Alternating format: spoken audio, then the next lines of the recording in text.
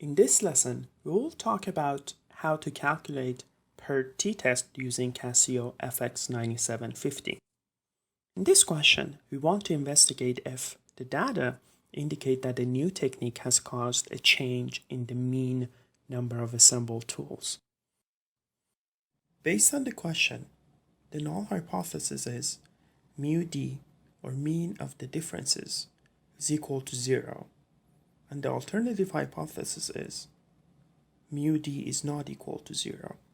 As you can see, we have dependent samples as number of assembled tools for each employee has been recorded before and after implementation of a new technique. Now, our first step is to enter the data.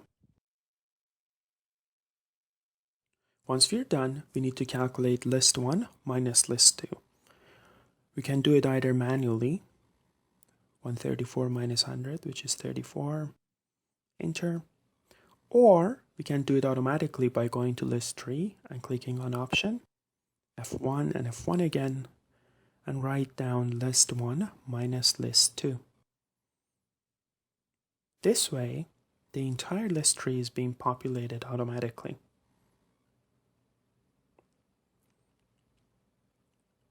Once list tree is populated, then we click on exit twice to do the hypothesis testing. We then click on test, and T, which corresponds to F2, and 1S, which corresponds to F1. Now our data is a list, and the alternative hypothesis here is that there is a difference between the means. So our mu d is not equal to 0. Now the list item shown here represents our list tree.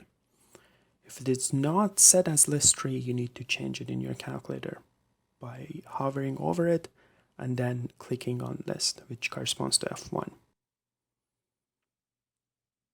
Then you can go to execute to run your test.